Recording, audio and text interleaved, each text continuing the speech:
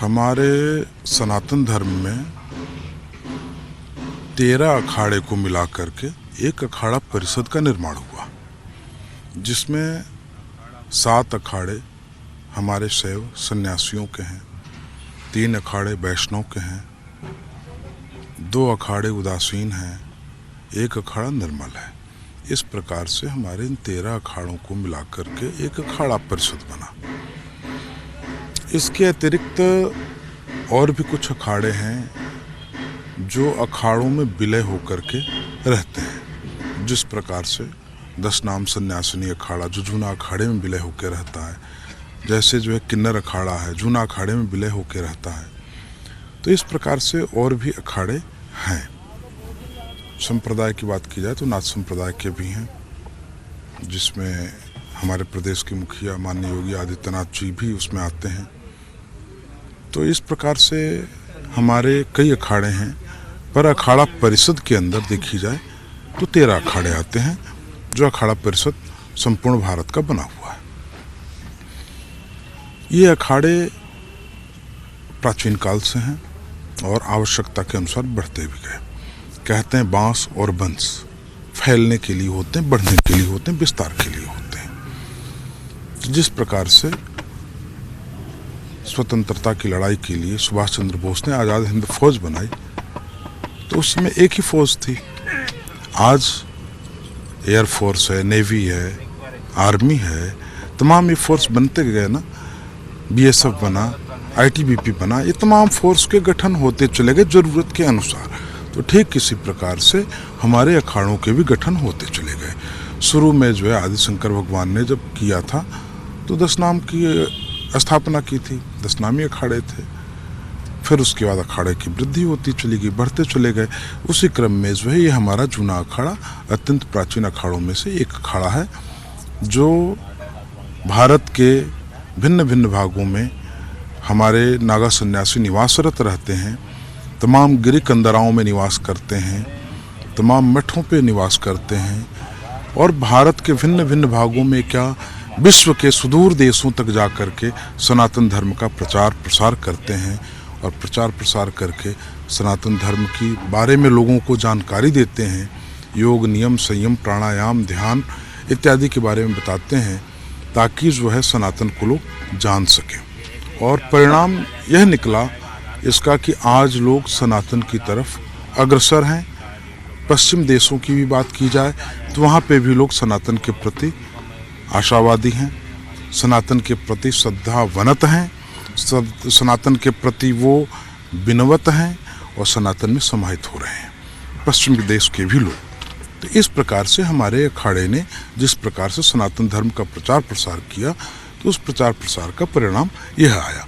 और यह कुंभ मेले में हम समस्त अखाड़े इकट्ठे होते हैं, और ये अखाड़े जब हम इकट्ठे होते हैं तो कुंभ मेले में यहाँ पे प्रयाग में कहा गया कि गंगा, यमुना और सरस्वती का संगम है। तो गंगा यमुना तो दिखती हैं प्रत्यक्ष रूप से कि गंगा की धारा है, यमुना की धारा है, पर सरस्वती कहाँ है? तो सरस्वती जो विश्व के संत आते हैं यहाँ पे एकत्रित होते हैं, तो उनका जो मंथन होता है, ज्ञान मंथन, वो सरस्वती है।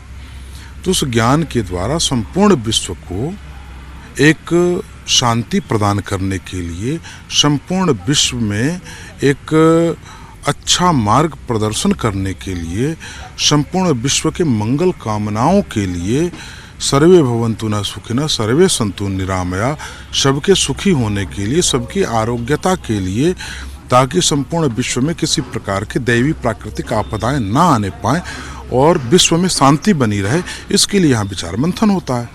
और उस विचार मंथन से एक नूतन मार्ग प्रशस्त होता है, जिस मार्ग को ये संत समाज संपूर्ण विश्व को समर्पित करता है, और उस पे चलकर संपूर्ण विश्व शांति की तरफ अग्रसर होता है। कितने नागा साधु महामंडलेश्वर इस अलग अलग खानों से या जूना खाना जो सबसे प्राचीन है उससे जुड़े हुए हैं, और जब स्नान की बारी आती है जैसे कि 14 तारीख को होगा, तो कैसे आपसी सहमति से एक बैठक में तय किया जाता है कि आप प्रथम स्नान करेंगे, आप द्वितीय करेंगे, आप तृतीय करेंगे? असमंजस की स्थिति नहीं रहती, जो भी होता है एक स्वेच्छा भाव से सभी मिलकर उसका फैसला लेते हैं। देखिए, हमारे अखाड़े में जूना अखाड़े के साथ मुख्य रूप से 3 अखाड़े सम्मिलित होते हैं। चौथा अखाड़ा किन्नर होता है, 5वां अखाड़ा 10 नाम सन्यासिनी अखाड़ा होता है। तो ये सभी लोग एक साथ जाते हैं। जूना अखाड़ा, आवाहन अखाड़ा, अग्नि अखाड़ा, किन्नर अखाड़ा, 10 नाम सन्यासिनी अखाड़ा, ये सारे अखाड़े एक साथ होकर के जाते हैं।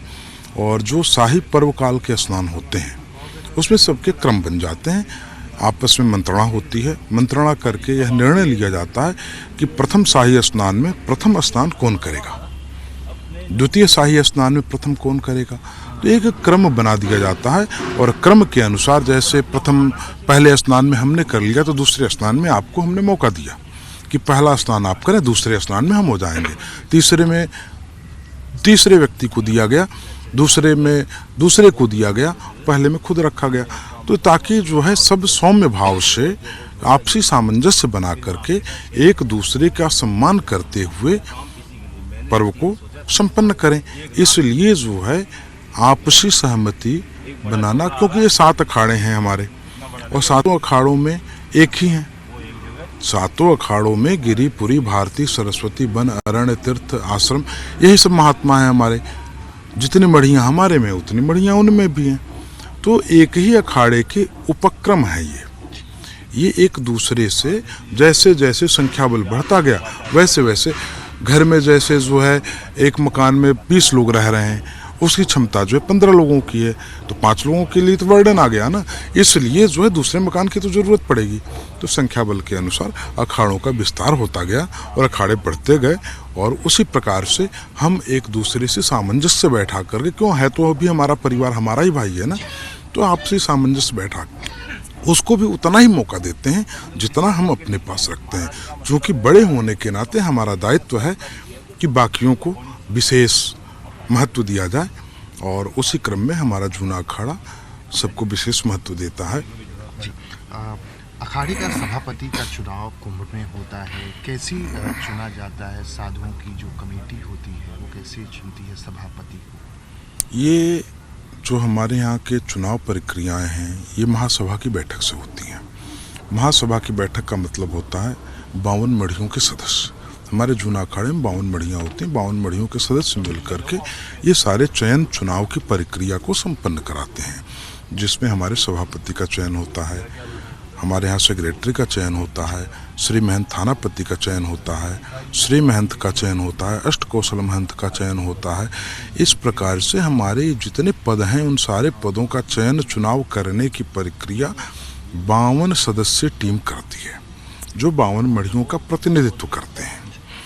और उनको सबको चयन चुनाव करने के बाद स्थापित करने का कार्य हमारे जूना अखाड़े के संरक्षक परम आदरणीय स्वामी श्री महंत हरिगिर जी महाराज के द्वारा किया जाता है, जो हमारे जूना अखाड़े के युग पुरुष, विकास पुरुष कहें, देवतुल्य कहें, क्योंकि विगत 25 वर्षों में हरिगिर जी महाराज के नेतृत्व में जिस प्रकार से हमारे जूना अखाड़ा ने विकास पथ पे अग्रसर हुआ है और वो रथ विकास का अभी चलता ही चला जा रहा है, रुकने का नाम नहीं ले रहा है। चूँकि 20 साल पूर्व जूना अखाड़े में इतना विकास नहीं था जो आज विकास हमको देखने को मिल रहा है, तो हम सभी लोग उनके आभारी हैं। क्योंकि जो है उन्होंने मात्र जूना अखाड़ा ही नहीं, पूरे अखाड़ा परिषद के विकास की बात की। मात्र केवल जूना अखाड़े के मान्य नहीं है, वो संपूर्ण अखाड़ों के अखाड़ा परिषद के सर्वमान्य श्री महंत हैं, जिसके द्वारा जो है संपूर्ण अखाड़ा परिषद भी उनसे संतुष्ट रहता है और वो सबके हित की बात करते हैं। स्वहित की बात कभी नहीं किया उन्होंने, जब भी किया तो संपूर्ण अखाड़ों के हित की बात की, संपूर्ण अखाड़े की विकास की बात की। जहाँ पे जो है लाखों का कार्यक्रम है उसको उन्होंने करोड़ों के में कार्यक्रम करने की बात की कि अगर जो है लाखों की बिल्डिंग बन रही है तो उसमें करोड़ों का होना चाहिए योगदान, क्योंकि जो है विकास से ही आविष्कार मतलब आवश्यकता ही आविष्कार की जननी है। इसी से संबंधित सवाल है, जूना अखाड़े की पेशवाई अथवा छावनी प्रवेश यात्रा कैसे निकलती, कितने भव्य रूप में निकलती है और इस बार क्या कुछ अनोखा होने वाला है? क्या पेशवाई की तिथि घोषित की जा चुकी है? जूना अखाड़े की जहाँ तक पेशवाई की बात करें तो जूना अखाड़े की सर्वप्रथम जूना अखाड़े ने प्रयाग में आकर के नगर प्रवेश भी किया और सर्वप्रथम जूना अखाड़े ने अपनी पेशवाई को भी संपन्न कर चुका है। विगत 14 तारीख को जूना अखाड़े की मेला क्षेत्र में प्रथम पेशवाई निकाली गई, जिसमें भारत के भिन्न भिन्न भागों से आए हुए मंडलेश्वर, जूना अखाड़े के आचार्य महामंडलेश्वर स्वामी अवधेशानंद गिरी जी महाराज, जूना अखाड़े के उपाचार्य महामंडलेश्वर स्वामी श्री कपिलपुरी जी महाराज, किन्नर अखाड़े के महामंडलेश्वर आचार्य लक्ष्मी नारायण त्रिपाठी जी इत्यादि तमाम जगत गुरु हमारे महेंद्रानंद जी महाराज जो गुजरात से आए, ये सभी लोगों ने आकर के ये भव्य पेशवाई को चार चांद लगाया और भव्य पेशवाई ऐसी प्रतीत हो रही थी मानो देवलोक से ये यात्रा निकल रही हो और देवलोक में ही भ्रमण कर रही हो। इस प्रकार की जूना अखाड़े की भव्य पेशवाई विगत 14 तारीख को संपन्न कराई गई। जूना अखाड़े की स्थापना कहते हैं उत्तराखंड से हुई थी, अगर इसके बारे में कुछ विस्तार से बताएं। जूना अखाड़े की स्थापना कर्णप्रयाग से हुई थी और वहाँ पे उत्तराखंड में ही इसको जन्म दिया गया था। और वहाँ से चूँकि ये जूना अखाड़े हमारा जो है प्राय जो है जूना अखाड़े में जिस मढ़ी से हम हैं 13 मढ़ी से, तो हमारी मढ़ी उत्तराखंड का ही प्रतिनिधित्व करती है और हमारा मठ भी जोशी मठ है। हम जोशी मठ के ही सन्यासी हैं और जोशी मठ होने के नाते हम लोग तपस्वी संतों में गिनती होती है, तपस्वी साधकों में गिनती होती है और हम सभी लोग 13 मढ़ी के जितने आनंदवार के महात्मा हैं ये सब के सब जोशी मठ के महात्मा हैं।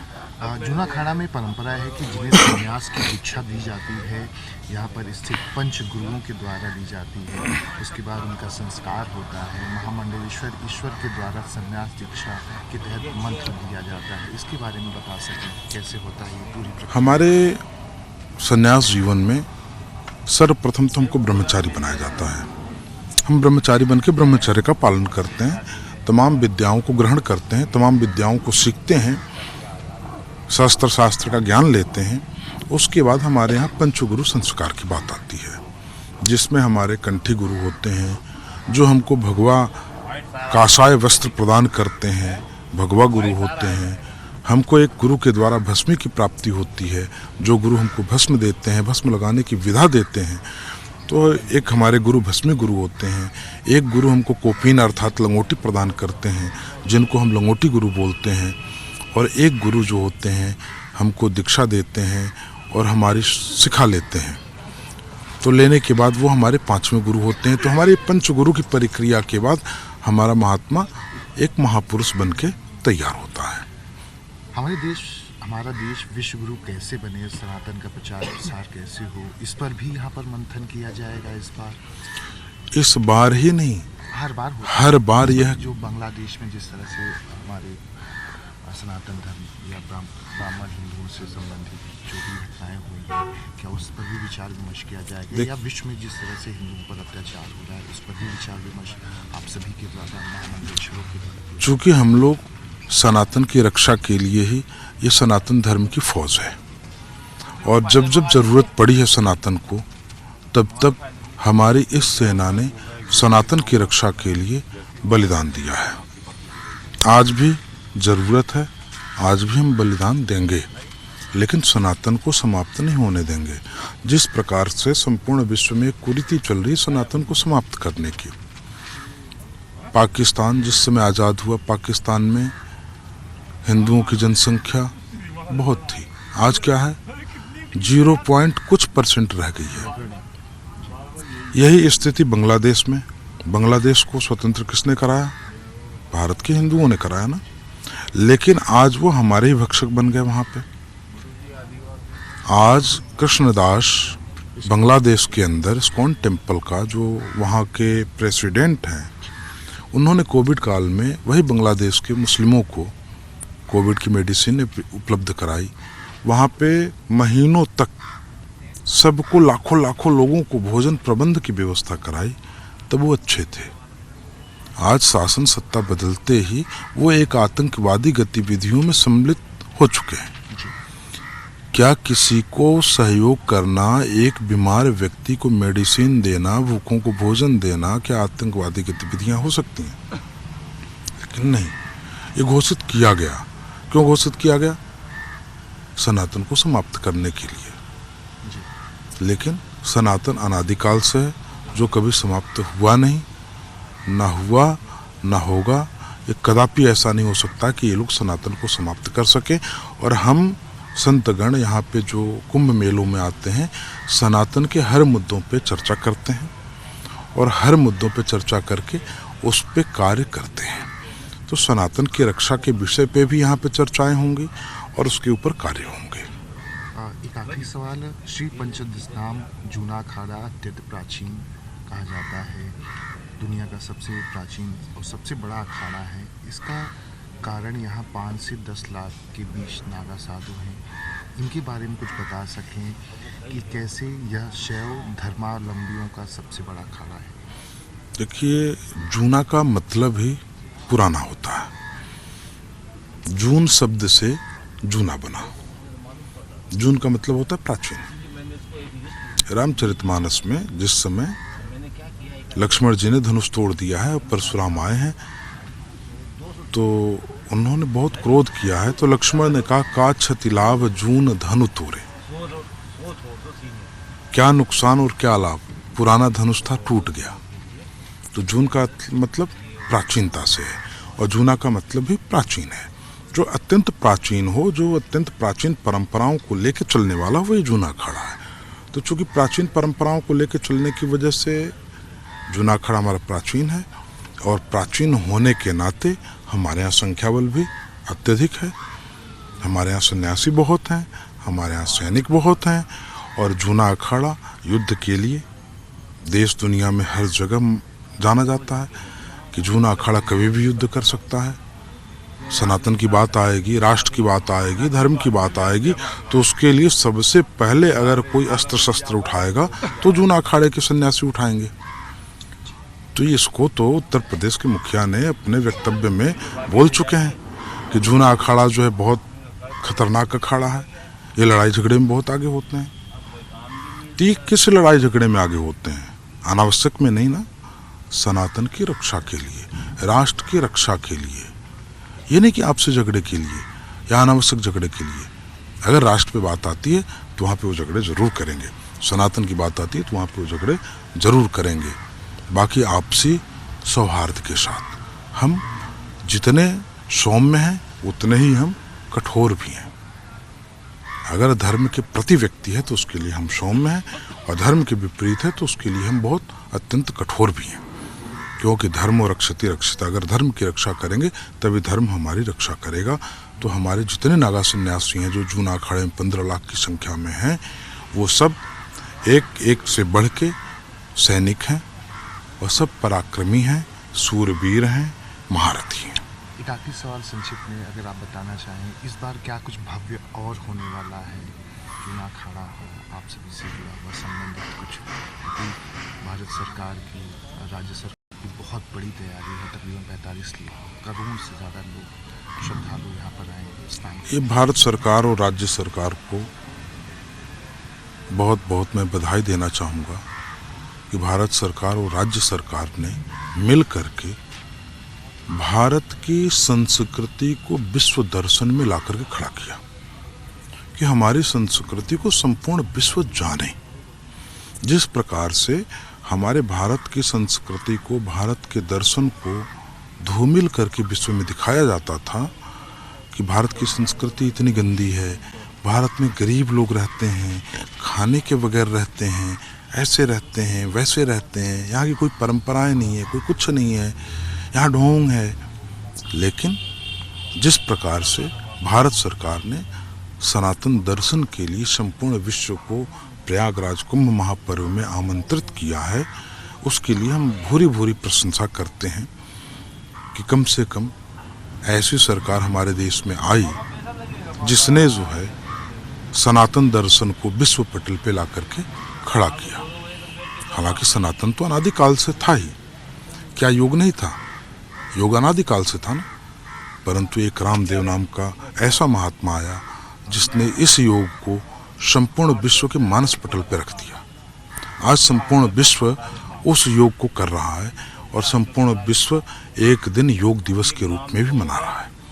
तो ठीक उसी प्रकार से आज हमारे प्रदेश के मुखिया माननीय योगी आदित्यनाथ जी, देश के मुखिया माननीय नरेंद्र मोदी जी, इन लोगों ने मिलकर के जिस प्रकार से सनातन की सुंदरता को, सनातन के वैभव को, सनातन की शांति को, सनातन की पवित्रता को विश्व के मानस पटल पे रखा है, वो अत्यंत प्रशंसनीय है।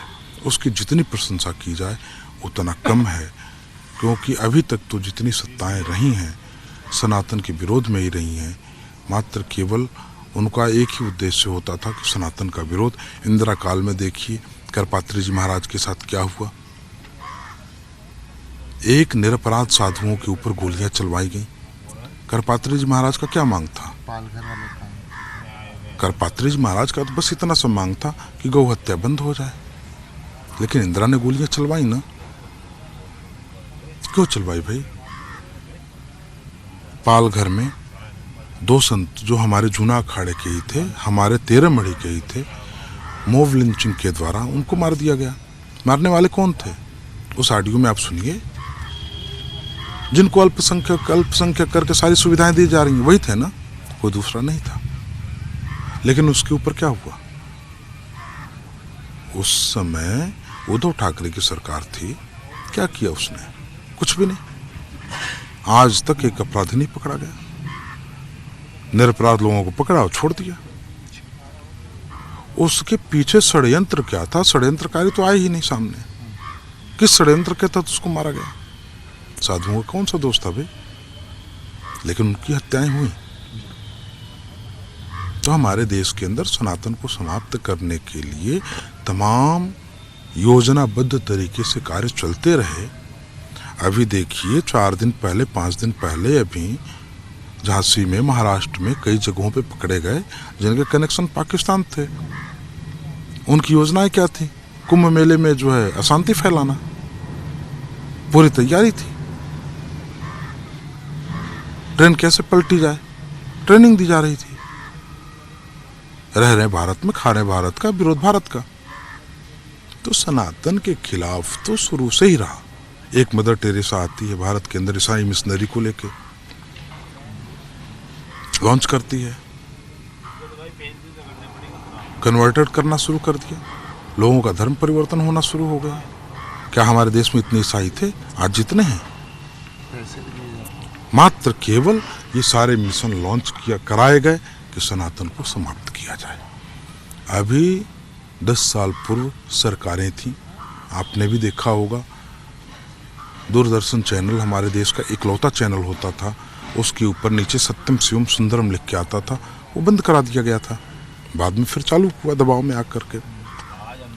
एक परीक्षण किया गया क्वाइन के ऊपर, 1 के सिक्के, 2 के सिक्के जो होते थे उस पर क्रॉस बना करके लॉन्च किया गया। आपने भी देखा होगा, क्रॉस बना के लॉन्च किया गया। वो क्या था? ये सारी चीजें ये सोची समझी चालती, एक प्रयोग था, पर प्रयोग सफल नहीं हो सका। नहीं तो इस देश को भी ईसाई देश घोषित करने की एक योजनाएं थी, लेकिन सफल नहीं हो पाई ना, क्योंकि हमारे सनातन बाहुल्य लोग हैं, हमारे सनातन के सूरवीर हैं, हमारे सनातन के जो है तमाम सैनिक हैं, हमारे अखाड़े हैं, और हर व्यक्ति कहीं ना कहीं से, किसी ना किसी अखाड़े से, किसी ना किसी संत से जुड़ा हुआ है। यहाँ से गर्जना होगी फिर से, और यहाँ से पुनः विश्व गुरु की गर्जना होगी। भारत विश्व गुरु था, भारत विश्व गुरु है, और भारत विश्व गुरु रहेगा और अनवरत रहेगा, क्योंकि इसको कोई रोक नहीं सकता है। क्योंकि भारत सदा से था। ये सारे देश अभी जन्म लिए हैं, और भारत से जाने कितने बच्चे जन्म ले गए। भारत का ही बच्चा पाकिस्तान, अफगानिस्तान, बांग्लादेश, म्यांमार, भारत के ही बच्चे हैं ना। यहाँ तक कि इराक और ईरान भी भारत के ही बच्चे हैं। ये सब तो हमारे बच्चे हैं। कोई बात नहीं, बच्चों के पंख बढ़ गए हैं, तो जब बच्चों के पंख बढ़ गए हैं तो बाप पंख कतरना भी जानता है। ये भारत है, ये सबका बाप है, ये याद रखना चाहिए।